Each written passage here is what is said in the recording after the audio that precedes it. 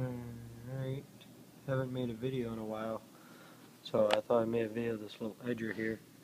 This is an MTD, an older MTD edger. It says Cadet on it. I think they were trying to make it look like a Cub Cadet.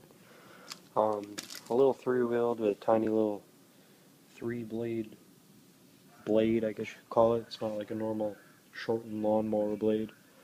It's got a little tiny little cheapo engine with the updraft carburetor, British of course.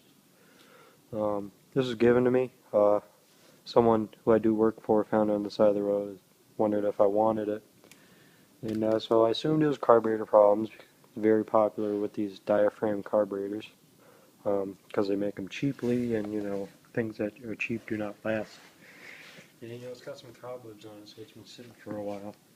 And so I went to start it, and I pulled it over, and I pulled it, and I pulled it, and it was like very little compression. So I assumed they you know, roached their rings.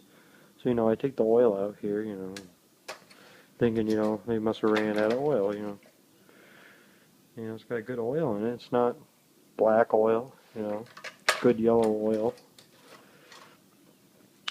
And so I'm like, well, maybe it's got a stuck valve, you know. I doubt it. I don't see why it would.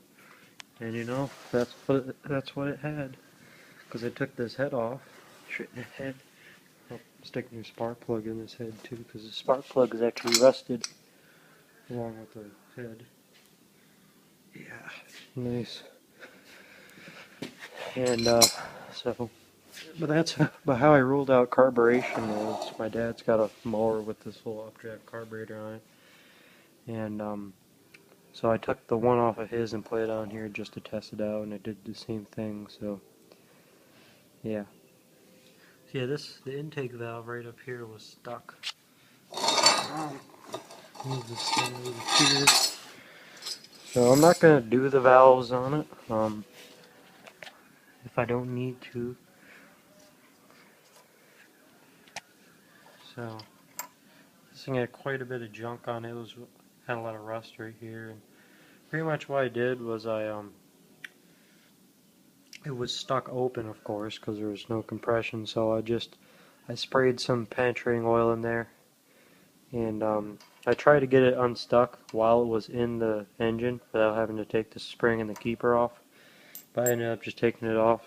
The reason I didn't want to do that is because I do not have a valve spring compressor. So I'm just going to have to borrow one and put this back in real quick, like, or I might just buy one. I should buy one. So here's the spring, you know. So I took the valve out, I cleaned all the junk off of it, and so it slides in and out real nice. As I said, I'm not going to bother with doing the valves. You know, grinding them, you know, grinding the seat, grinding the valve, lapping them, gapping them, you know, all that. So, because if it runs fine, because I don't see why I would need a valve job, you know, it's not very old at all. So, that's all for now with this. As you can see, it's got the head is full of rust. This thing must have got water in it, which is what seized the valve up. So, yep, that's all it is. Little three-wheeled little guy here. And I'll make another video, put two up. Got a generator I got for free sitting right over there. That's all for now.